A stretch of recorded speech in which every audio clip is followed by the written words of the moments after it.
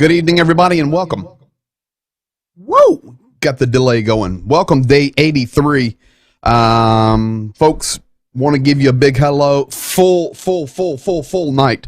As you can see by the title of the program tonight is called The Truth from the Front Lines, or the Front Lines Revealed. We've got fresh video. I mean, folks, exclusive stuff you're not going to see anywhere else. So this is awesome. Let me just give you some hellos. I want to jump right to it. And I know everybody's wondering about the truth about Azovstal. I'm going to tell you the truth right now. And then Jania and I will be discussing it in a moment. Chuck Pinkham out in California, God bless you. Hello to you. Rick Berry, God bless you. Don Gentilini, I'm glad I could make your night telling you some of the reality over there that you know much better than me. Paul Kiss, our Canadian Pennsylvanian, welcome to you. Ben Waldrum, checking in from Nevada. Welcome to you. Rick Powers, God bless you, my friend. Nice to see you in here. Ted Link, always the legend over there. Lynn Fireball and Harold, the baseball legend. JDO, much appreciate that comment. Wishing peace of mind to those still at Azovstal. Jeff Burnett, checking in from the California Isles. Welcome from the California Isles. BCT, welcome. Ricochet, checking in. I think you're Florida. Myrna Scales, welcome to you. Myrna Scales made me lunch today. It was really good. Texas in the house. God bless you, Crane. Thank you, Foti, Legends. Rick Berry, God bless you, as always. And Bob Piccarilli, shirts in honor of you. God bless you. Michael Johnson, good evening from the Johnsons. Welcome to you. Nate Foti, Vacaville, California. Ghani King, Manila, Philippines. No, I do not have all of this written down. It's burned right here in the memory banks. Working on it. Brenda Dole, God bless you. All of you guys over in different Facebooks. Beverly Kness, I see you there. Brentwood, California. Shirley Phelps. Lozier's Rusty James checking in from Charlotte, North Carolina, the legend of Integrity Television. Elaine DeWolf, God bless you. Cliff Gilmore, Slava Ukraine. Brenda Doyle, welcome. Nice to see you. Tina Enan checking in from California. Andrea Schoaf. Rogammon, as always. Midlothian, Virginia. Folks, loaded up and ready to roll because it's really going to be good tonight. So here we go, folks. Going to be very, very interesting. I want to start with this right here. And you're going to see some video about this in a moment. So the question is, have the remaining soldiers in the Azovstal surrendered? Have they given up? Have they been extracted? What is the truth? And I checked on regular media just a couple of minutes before going live. I wanted to see if there was anything fresh that somebody over there was reporting, and there wasn't. So I'm going to, as we told you yesterday and gave you the story of the wounded, I'm now going to give you the story of what happened with the remaining soldiers. I actually have some video of it, and it's a pretty interesting story. Before we get to that, let's go over here for a second. You're going to hear Jania speaking about this in a moment. Thank you, Ms. Lozier, for the compliment on the shirt. It's a Bob Piccarilli special. So here's the deal, folks. Let's start here.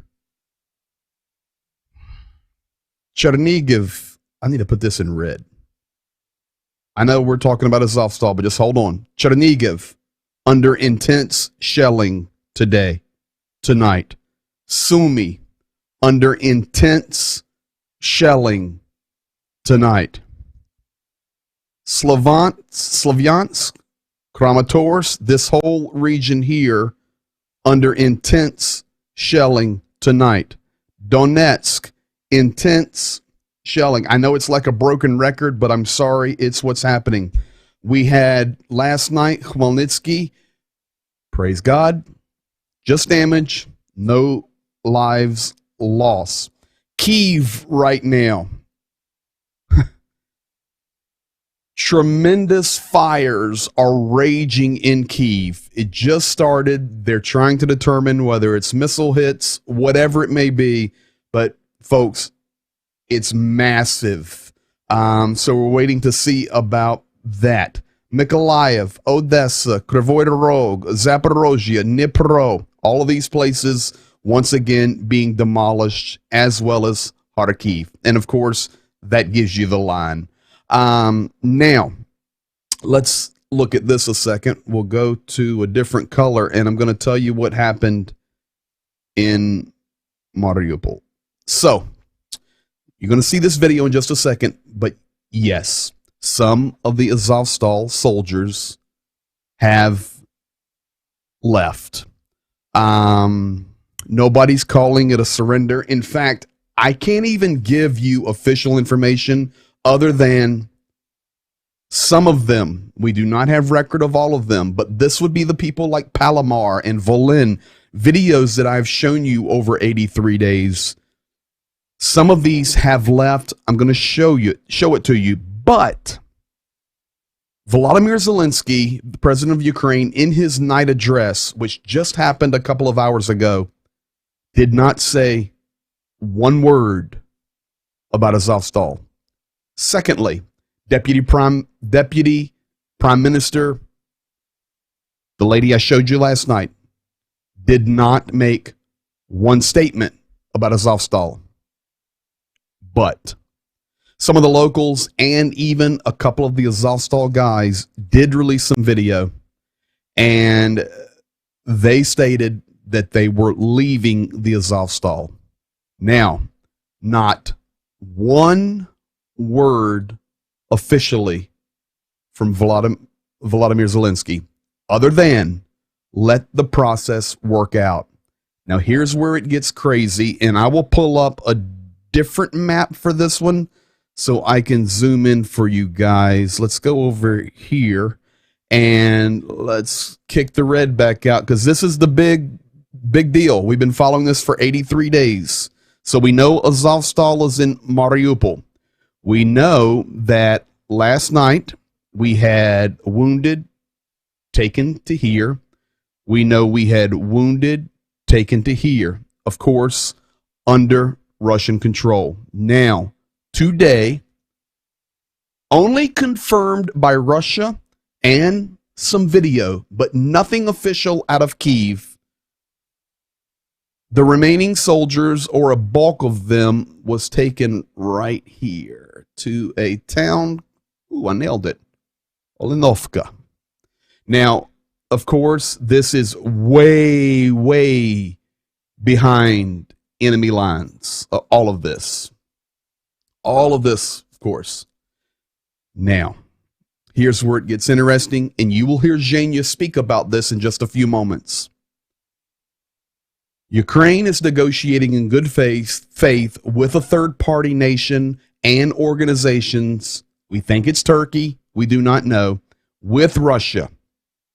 And the agreement was that not only the wounded, but the unwounded or lightly wounded who left today would be considered prisoners of war, and the nations were agreeing. And folks, if this is true, it was signed to do a prisoner of war exchange. Here's where it gets interesting, and this is why I believe wholeheartedly, and you'll even hear Zhenya in a moment say, I don't know. You will hear Zelensky, or you haven't heard Zelensky say anything because of this. Because today in Moscow, the Duma, the leader of the Duma, you say, what's this Duma y'all keep saying? Just think of it as their Congress, their parliament, their Senate, House of Representatives, whatever, the lawmaking group, the Duma in Moscow. The leader of the Duma came out and says there is no way that we will vote for a prisoner exchange, because those guys that we now have, they're not prisoners of war, they're criminals, they're Nazis, and they must be killed, and we will not do an exchange. Now, that's not Putin, that's not Zelensky, but it would be like, for America, Nancy Pelosi saying it's not going to happen. Of course, she's the Speaker of the House. So This is where we're at. That's all we know. Ukraine has not made one official statement. We'll see. By tomorrow night, I'm sure we'll have a lot more information. Secondly, some of the video that was released today by Russia doing the exchange, well, not the exchange, doing the release of the prisoners, was suspect because they had mixed in some of the old video of the wounded soldiers from yesterday. Now, I know it's all a gameplay and it's media and it's manipulation, but these are the things that are making people wonder, okay, exactly what's going on? We do not know yet. So I have some video of that, show that to you. The final thing that I want to give you a precursor on tonight, Wilberforce, thank you.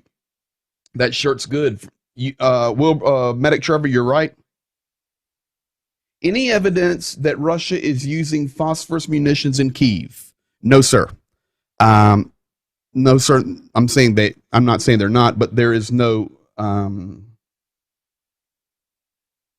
There's no evidence. Ricochet. Russian Supreme Court will consider whether to classify Azov as a terrorist organization. Yes, this is a game, and I'm telling you right now, if they kill those guys or take them to Siberia and they do not do an exchange, this is going to be very, very, very, very bad news. JDO, this is exactly what the Azovstal guy, and this was a new guy that put out the video today, said. He says there's no shame in our surrender. We're making a movement that is necessary. Yeah, Kyiv would know if they're being firebombed. Yep, agreed. All right, so second disclaimer I want to give you. Folks, tonight you're going to really, tonight the focus of the program is to let the world experience the front lines. You're going to hear about the front lines from Zhenya personally. Now, many of you were wondering, maybe, because we were talking in Double Talk a lot about where he went. He's now back in Khmelnytsky. He just arrived, and I will show you. So we were Khmelnytsky, and then, of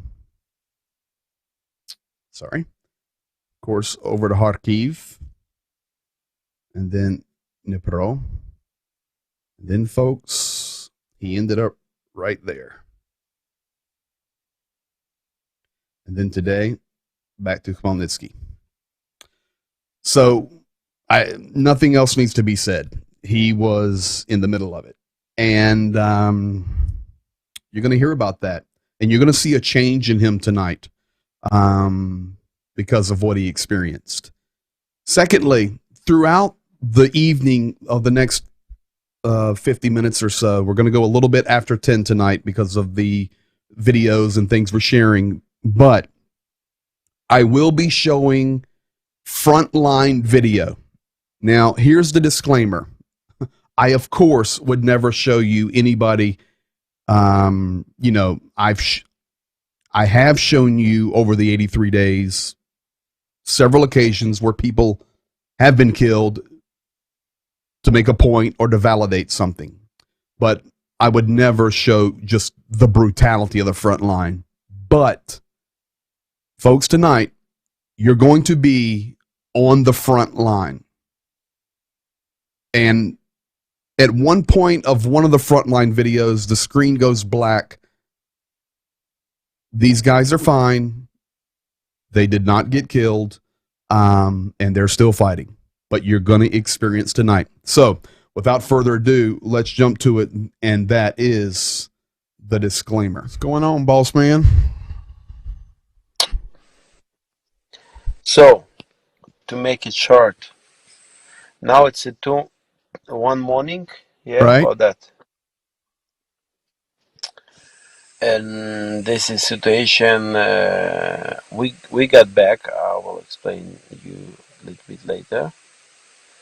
We've done everything we wanted. It was a busy day. I just arrived maybe 1.5 hours ago. and the other car got back to Khmelnytsky in just a few hours before. Okay.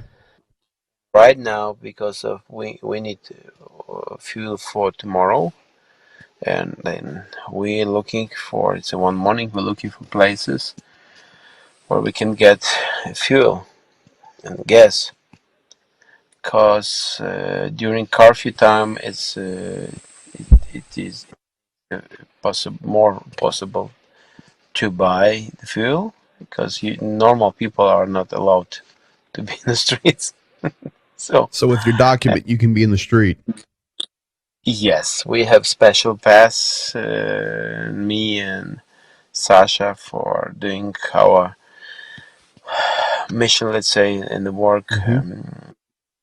But this moment, the situation is like this. There is no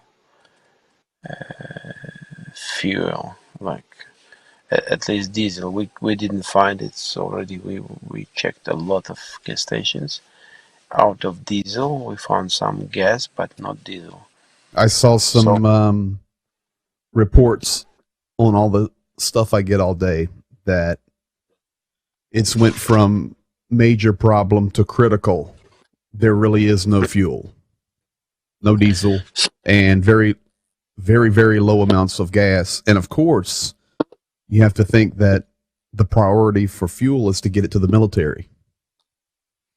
yes, Tonight I'm talking about the front lines. I'm going to show some videos of our soldiers battling on the front. Going to show some examples so people can see. Nothing terrible, watching the bad sides of it, but I'm going to show them some video down in the front lines. I also have a video I'm sharing in a few minutes from Moskva with very interesting perspective from one of the State Duma guys that was speaking on the propaganda program tonight. Everything tonight is about the front lines, but when we're talking about the front lines, fuel, I mean, if you have no fuel and you have no food, you're in trouble. So we're working on the food. We're helping supply food, supply humanitarian, but we can't make fuel. So it's bad. we have some, because Mm-hmm. we made some reserve. We still have just some. We are not, let's say, on zero, but to continue our work, we need to find some more. So just Sasha just got back, and this is one more gas station that the fuel is out. So we trying to find the proper one. So pretty much you're going to ride around until you find fuel? We are trying to get some and to check some. So we'll see. Any forecast for when the fuel's... I mean, I know I saw the stuff today because a lot of people were complaining about it, but it's reality because the refineries have been hit and destroyed in Ukraine, so we can't make our own. So we're trying to get it, and it's just a challenge. So it takes patience, but people are getting frustrated. So what we got from one of the guys who works on the gas station, he said the fuel is available for the companies, but it's there is not enough the cargo trucks with these huge tanks, because it was long period of with the was, let's say, not enough fuel, and people are there is lines, they're buying like crazy, so he said it just needs a couple more weeks and it will be okay. So we bought some gas, and but we didn't buy today, but we couldn't buy diesel yet. There were long lines, and we didn't have time to wait in these lines. So we decided we have enough for like for to get home and drive in here some, but we wanted to use them in this night time to buy. That's it. Well, that'll be fun. Павловна талоны. Show us, Gazelle. One more place that's it's not possible to buy. Sasha, что мы Hi, будем Гриш. делать? Что мы будем делать? Нам нужно дизель. Искать. Continue looking for. Treasure hunt. Yes, это охота за сокровищем. One man said, Sasha, спасибо огромное для два служения и помочь для наших украинских людей. Спасибо огромное. Вам спасибо. Конечно. I was telling him, everybody, thank you very much for serving and being a part, and he said back at us, thank you. So, Zhenya, question for you. So we have no fuel. We're working on it, and I know you guys will solve it somehow, but we're able to continue distributing, or, for example, the run you just made to the east, we were able to distribute all of our humanitarian aid. We've been purchasing Yes. and gathering through donations or purchase. Of course, we're buying fuel. We're still working on a van, and as well, we're still able to do our services and humanitarian aid there at the centers in Khmelnytsky. So yes, it's all do it all. rolling. We just need fuel. yes, it's like new challenges every day, Mhm. and we go step by step. Yeah, we visited a lot of places, and we delivered as we did plan. Mhm. The food, some military stuff, the medicine to our guys, soldiers in Good. different areas.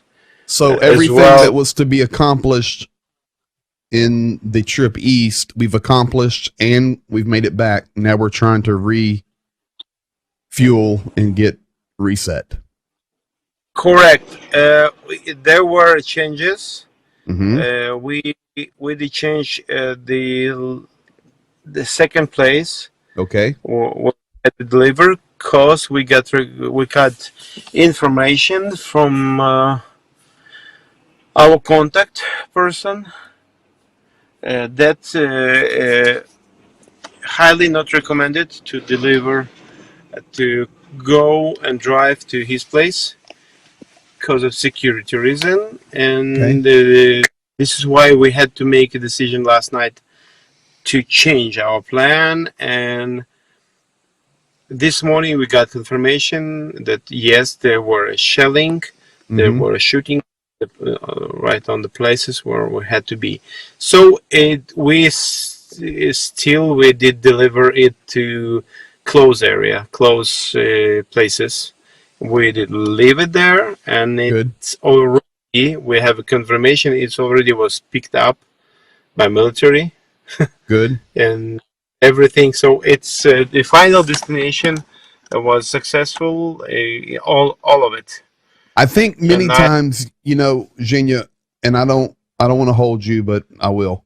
I know that many times we have only seen this in like movies, or Hollywood, or documentaries on YouTube or the History Channel, but we may not really understand what's happening on the front lines in Ukraine. It's devastating war. Devastating. yes, and Today, I'm sharing tonight. I've got it right here.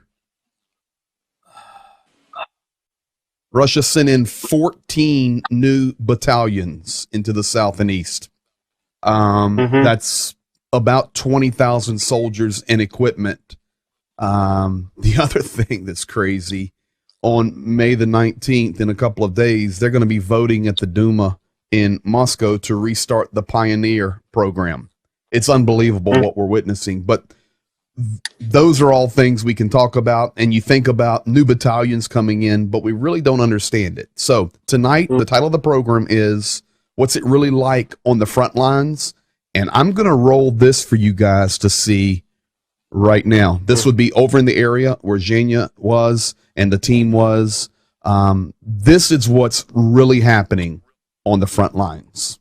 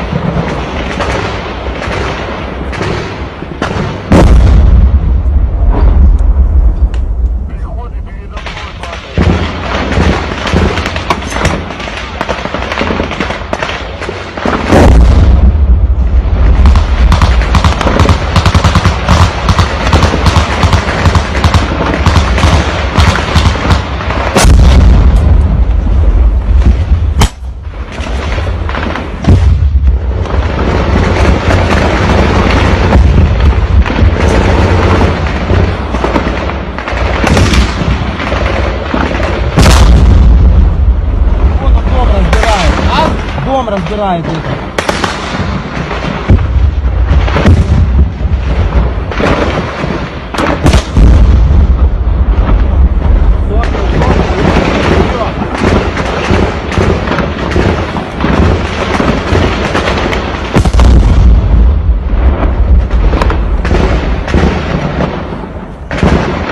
Нет, не туда, не туда, не туда.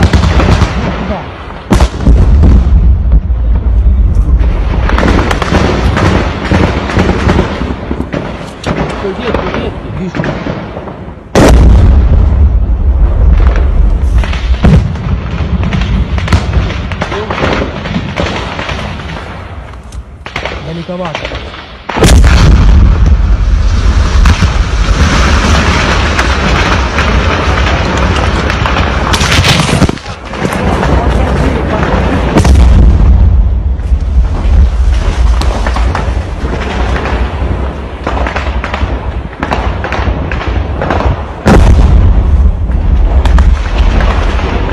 Давай гранату ебану.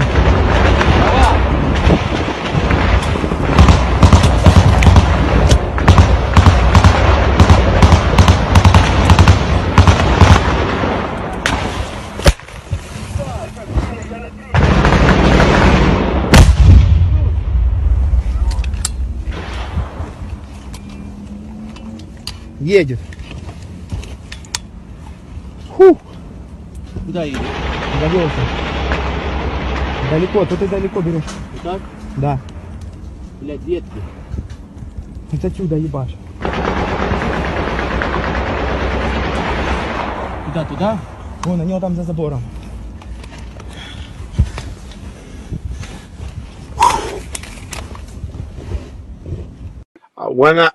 While we've been in Kharkiv and closest area, Yes.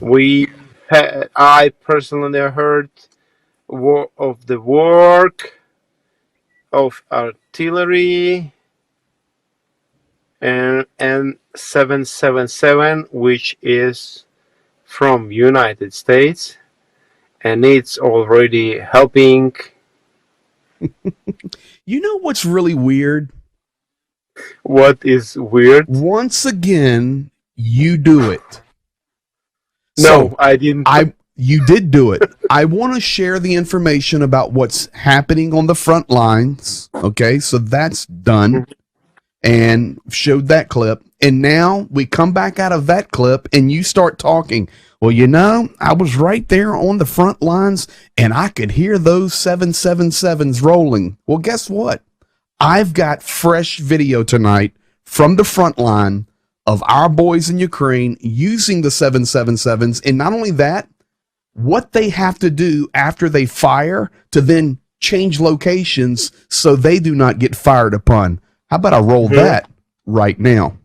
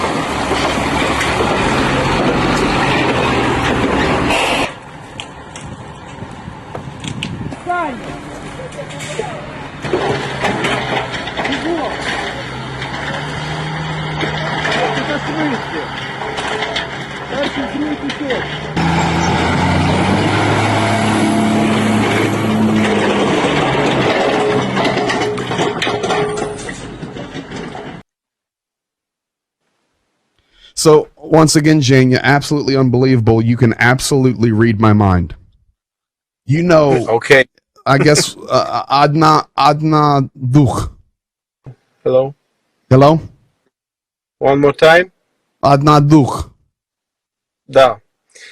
You know, I was One thinking spirit. about this. Let me ask you this. auxiliary- Whoa. What does it feel like when you're over there in the East doing what you're doing and then you start hearing this frontline activity? Does it change your perspective? Yes, like, you know, it's. I would say it other way. Okay. What changes the perspective? You know, the screen has limits. Okay. Exactly. It has borders. So when you see the building destroyed, you might get a thought that probably it could be a mistake. It just, you know, they missed it, like, I mean, wrong Target. place. Missed it by accident. Mm-hmm. No, but you know, when you driving to the streets and it's everywhere from all the sides, you like, you know, non-stop. No one enters or left, I mean, without shelling, and you going street by street like that. Hospitals. Do you understand? You understand this word? Systematic destruction. Yeah. Yes. Okay. Then you realize, no doubts, it's absolutely not mistake. Not even close. It's systematic, planet, destroying people's life, city, its structure, future, factories, nothing about military, nothing about strategic points. And it's we, after like hours of driving, it's like it's okay. Like that's who can make a statement after that they are shelling and destroying biolaboratories or Dude, strategic. So it's like 100% of the city biolaboratories, and the whole city, it was a city of military guys right. with no, I mean, And no, still, with all of nothing. that, a huge population of the world, and this is why we're here, keeps believing the trash coming out of the media. You went to the dark on me. Yeah, sorry. There. Yes. They still believe the trash coming out of the media. So let me ask you this. You evidently now have rode through areas where everything was destroyed. So Mhm. did it surprise you when you look at it firsthand? Like, It's I guess the word would be we see it, we share the videos, we're talking to people, we know the real story, we've followed everything. This is the 83rd day in a row. But now you've driven in the streets of those destroyed areas, and does it kind of shock you? Like, it's hard to understand that much destruction. it's not. I wouldn't say it's a shock. Okay. I would say you just feel it much closer Mm-hmm. when you're holding the part of the missile. You understand, or staying like a meter from the rocket, from the missile, Mm-hmm. which half of it inside, it's deep in the ground, and then the second half is out. You can see it, and when you're staying like on close to the hole after the cruise missile, Mm-hmm. and then you Crater. realize, yeah, Mm-hmm. you realize that on the same place, right before this missile hit that place, there were ambulance, and after that they couldn't find it, and they found it inside a building,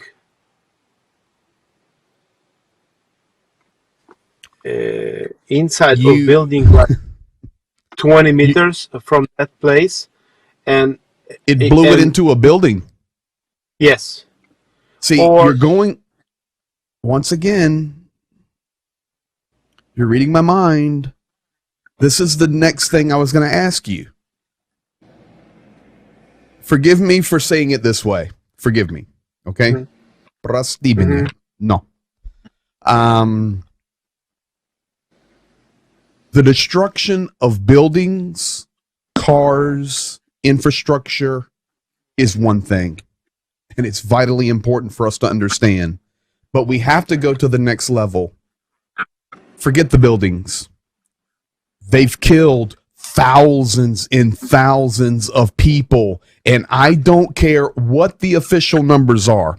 When this is over and it is really counted, it's going to be shocking how many people have been killed. okay, I wanted to continue with that. Mm-hmm. At the same moment, right before these two missiles got hit, landed, Mm-hmm.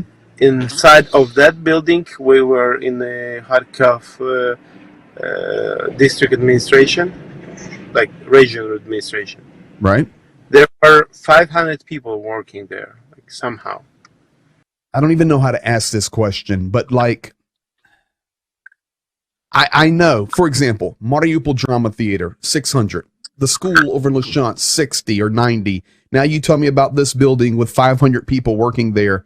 And this is repeated over and over and over in different cities and towns. It's just like the world's not hearing about all of these real numbers and all of the lives lost. We keep seeing these graphics that are official, and even from Kyiv. I'm sorry, but even from Kyiv. Okay, 2,900 civilians killed. Baloney. Baloney. We don't know how many people are killed, and only time's going to tell. And I know they don't know how to say the number. I don't know exact number of that day they killed. I think it's maybe about 50. A lot of wounded. We were talking with women who were at home. Two of their the glasses, the windows in 2 rooms are absolutely, I mean, destroyed, crashed and destroyed, and I mean, not possible to restore. So they closed the doors to that rooms, and she lives in corridor, and it is already 81 day. She never left apartment. We were talking with her, and she said, probably tomorrow will be the day when I will come out of my apartment, because I was afraid, and now looks like because I was doubting that it will be possible for me to get back with the legs I have, this pain and all of that. So she said I was living in corridor 81 day. I couldn't believe that. And it's kind of like the picture that's the advertisement tonight, and it's probably one of the last pictures. But it was the soldier under the Azovstal where they had the beam of sunlight coming through, and he was standing there. It's on my advertisement for tonight, just to see the sun. And I don't know if he was praying or whatever, but it's a beautiful picture. I mean, it's not a beautiful picture, but it is a beautiful picture. But it shows the importance of understanding that there's many people that they haven't left anything.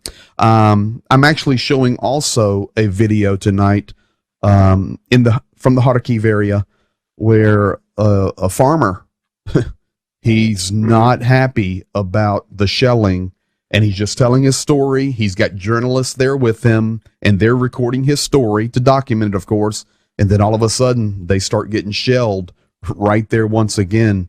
And just interesting to see it. But that's the purpose of the program tonight. People need to understand. Of course, I'm not going to show anything that is horrible to see, or I wouldn't do that. But you're going to see the reality of the front lines tonight. So I'll tell you what, why don't we roll that video right now? Когда оккупация была, часто к вам ходили?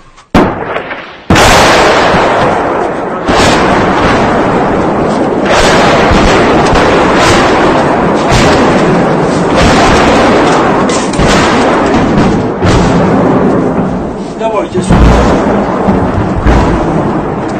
А подвал есть? А? Подвал есть? Да, погреб наверху. Сука, блядь. Задолбали, блядь. А ну, хлопці, там живі хоч. Мабуть. Що, ви живі? Оце утром. Живі.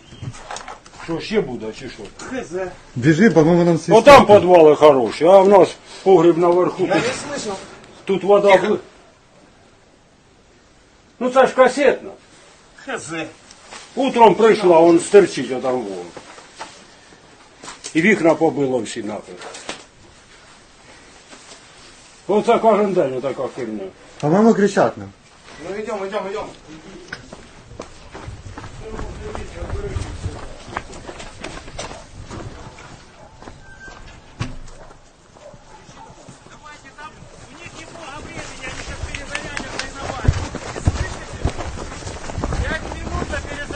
You know, we're right now outside, and somebody is recording videos. Sure, they can think you're a spy. But we're okay. There is a place with nothing like.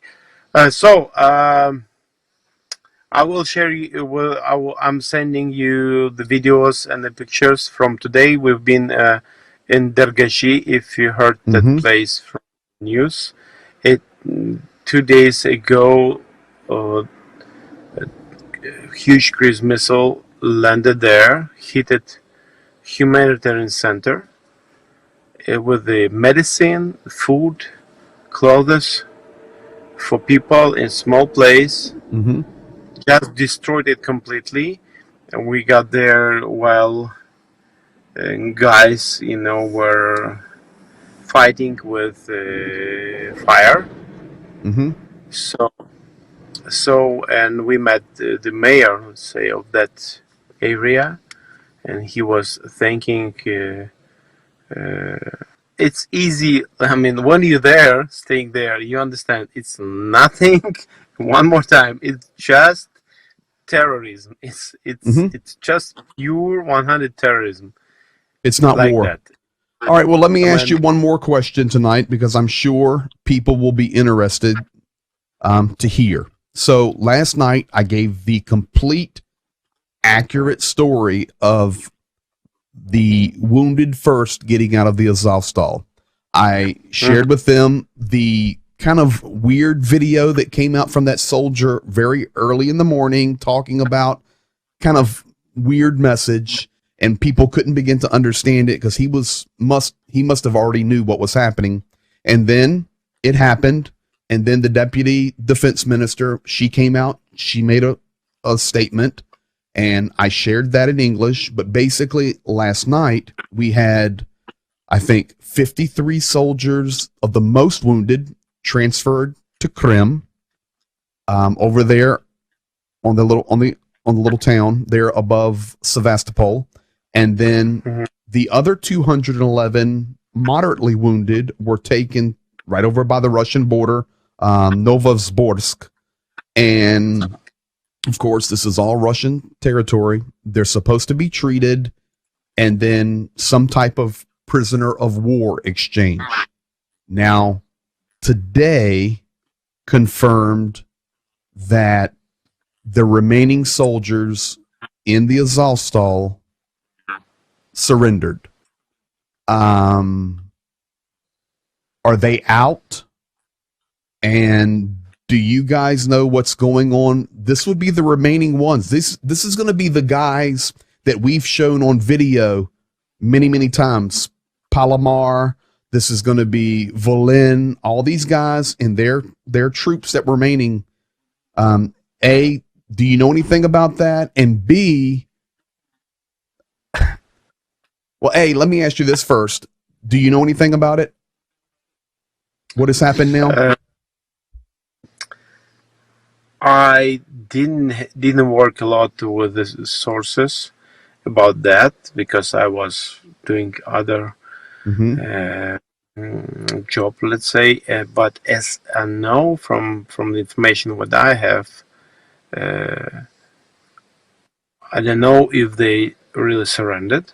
Okay. But he got a command from their commander that the command is to survive.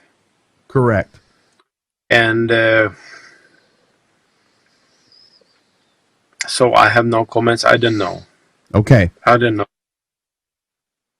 I'll see what else I can find out. And I don't know either. I've been looking, but the question is in the air. And if it is that they came out and to survive decided to go, hopefully, the prisoner of war exchange way, even as the wounded, I don't know what's going to happen to them. And of course, I will check it. Still a little bit of time before the stream tonight.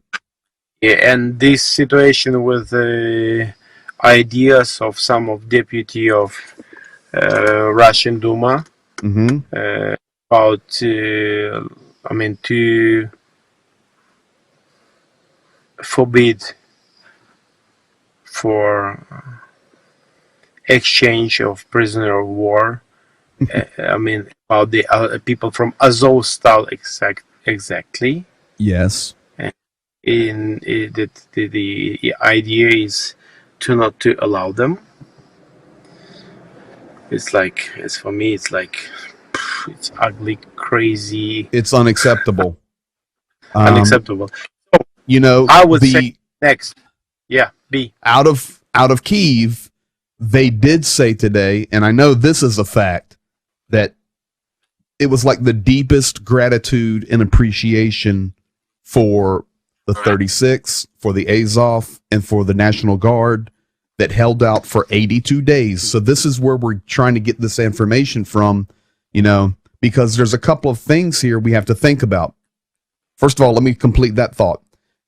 Out of Kyiv, they said, thank you, because your sacrifice holding on for 82 days, disrupting the military flow in Mariupol, helped us gain international support, get the weapons here, or the beginning flow, to gather more allies on our side, to tell the story. You've done heroic events. So that is why people were thinking, okay, is it over now? Have they surrendered? Because you hear they're surrendered, you hear they're surviving.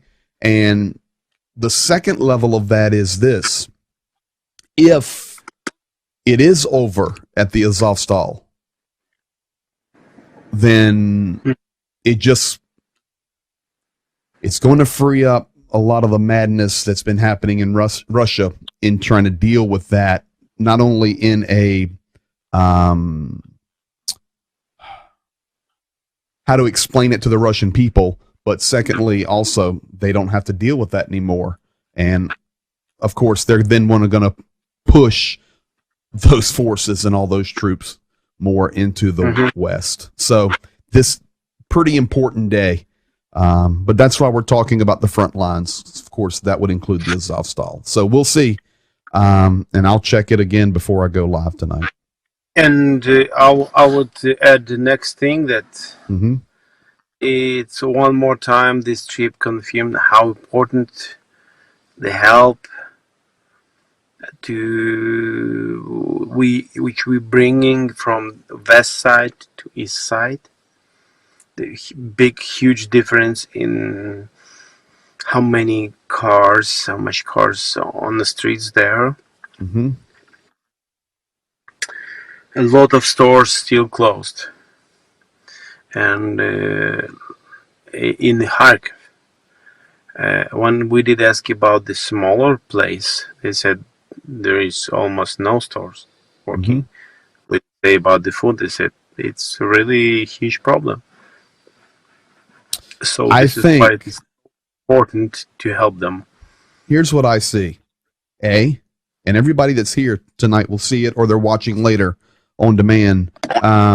We can see it in your eyes. What we see in your eyes tonight is not tiredness. I know when you're tired, you're not tired, you're okay. But this trip changed you a little bit as to how you're seeing and perceiving things, and realizing after being basically in the war zone, really how important it is for the work we're doing, not only in telling the truth, but the money we're raising, the humanitarian aid, the ability that, you know, you're on the ground there with the team. Tonight, Sasha's with you. All of this, it's hard to find fuel, but when you do, you're going to be able to buy it. You know what I'm saying? So I know it's vitally important what we're doing, and the humanitarian effort continues. Our work at the refugee centers continues, and actually will increase. Our work toward the east will increase now because we're going to have new avenues to help even more. But it's obvious you've seen some things now that make your face look a little different. Yeah. Maybe. And, you know, I guess we can tell people. Should we tell them? Let's tell them.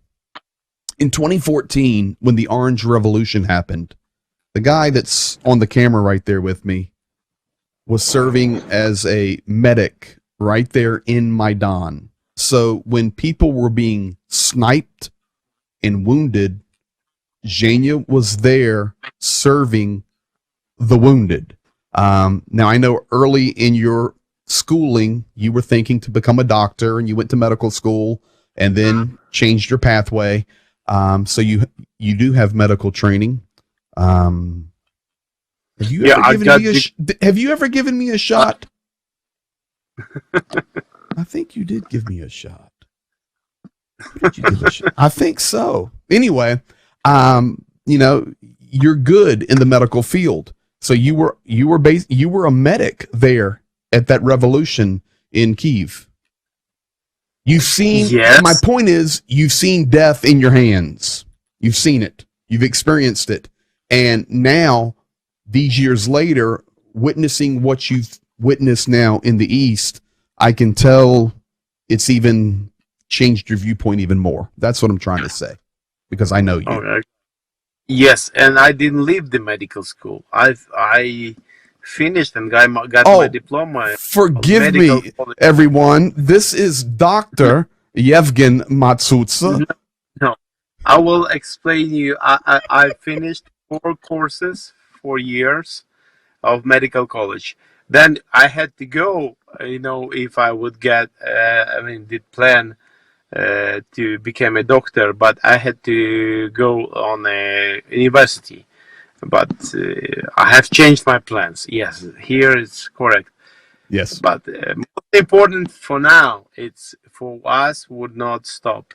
We're not going to stop. For us would not quit or give up of helping and supporting.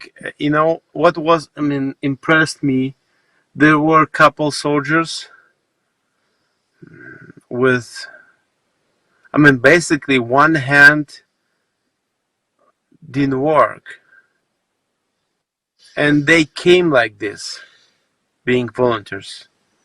They still were carrying boxes and the food out of our cars to their storages. They still helping on the kitchen.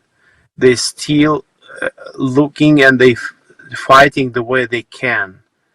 And it's this is what impressing. A lot of I cannot say how many of them still have not financial support, and they're quite successful. Mm-hmm. And it's over 1,000 of them, just that area, over 1,000 volunteers serving. They became a part of the military of Ukraine, military forces of Ukraine, and they started as volunteer. Now they are part of military forces. And we've talked about this tonight. Yes. The title of the program is The Front Lines. We're letting people see what it's really about. You're giving firsthand testimony. We've talked about the fuel. We've talked about the devastation. Shown video. We're doing everything. But we come to the point now with the Azovstal. Can't confirm anything officially, but it's done. Let's just, you and I, it's over. Even if they keep holding out, it's over. I mean, unless Moses walks and parts the Red Sea. So we understand that. We also understand Finland, Sweden for NATO. We understand U.S. aid and European aid is getting to the front lines. Mm-hmm. We understand that Russia is struggling to keep telling their narrative, but they're doing so effectively inside their own country. And unfortunately, even in other parts of the world, America included, I had to deal with some clowns today believing this mess. But with that said, we get to the point where we're in day 83. It's almost like the weather's good. It's not muddy. It's not snowy. It's not rainy anymore. And I just have a feeling that watching this every day for 83 days, something's going to happen over the next week, couple of weeks, to push the pendulum one way or the other. And when I mean push it, I mean Russia's going to do something to try to push further into Ukraine, or Ukraine is going to have some incredible victories and really start pushing Russia backwards. So I think one of those two things are going to happen. I don't think we're going to keep this little stalemate here on the front lines. I just don't. There's going to be a push one way or the other. Yeah, I think we are. I mean, we do expect, and we will see soon these changes. Today was a day of not easy day close to Sumy. No. There were really heavy battle, heavy fight, and That's our new guys- information I didn't get. Although last night I talked about, I'm not a military strategist, and I know you're not, but we do this every day. We're learning, and they've already destroyed Chernihiv and Sumy, and then all of a sudden, the last couple of days, Russia started shelling Chernihiv and shelling Sumy again. They have a plan up there for something, and I don't know what it is. Maybe, I don't know. I don't even want to speculate, but okay. they're coming again. I don't know what, but we'll see. So now you tell me Yes. there's a pretty good battle in Sumy. Yes, we will see. So I'm happy. We did a lot of good things together with you. So that lady I was talking, that she was sitting at home, 81 over days. 80. We brought some food to her. Praise we God. brought something to help. We brought diapers to kids who were in need that area. We brought a lot of boxes of medicine. We brought shoes, summer shoes, and our guys needed that. We brought instant noodles, a lot of canned meat and canned fish.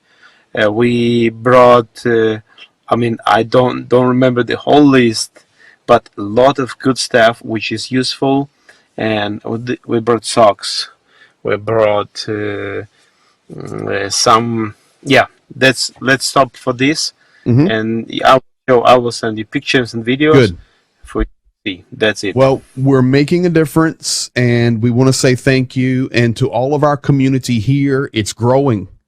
Not only our host church and our church, Bethel Life, but also Lamplighters with Larry and Debbie, and then of other churches and organizations and individuals that have become a part of this family here that is living this war through you, through stories, through telling the truth. Really kudos.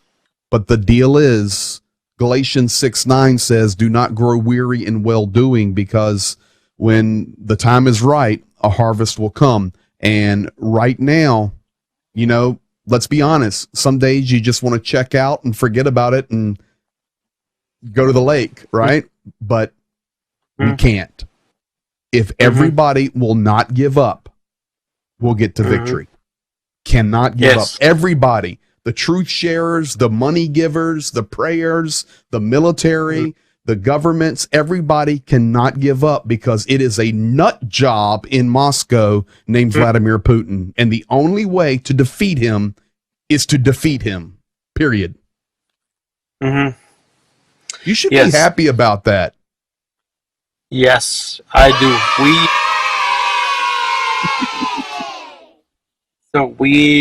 We go forward.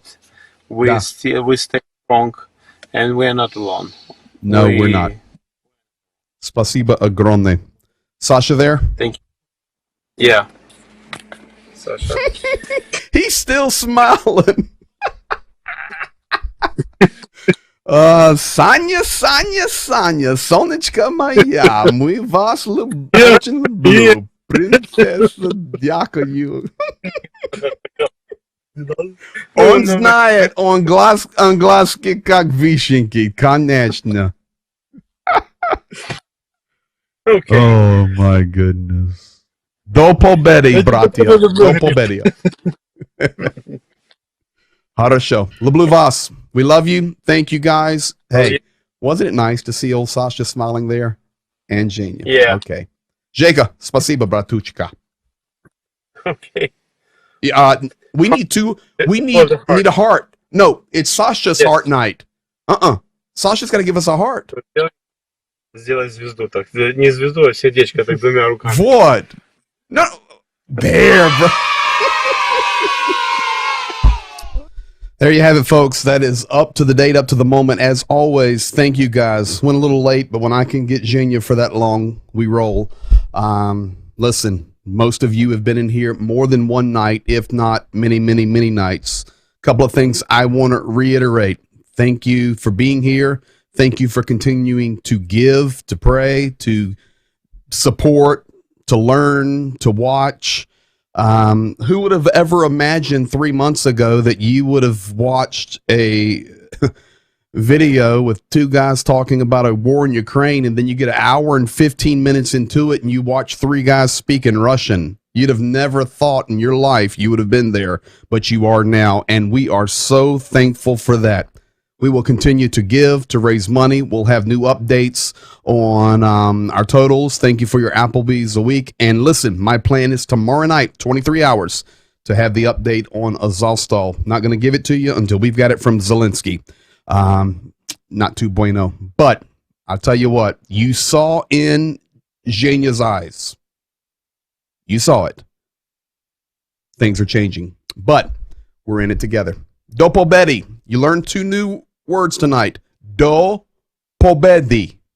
Do until pobedi, victory. Do pobedi. God bless you. Peace to Ukraine. See you in 23 hours. Be blessed.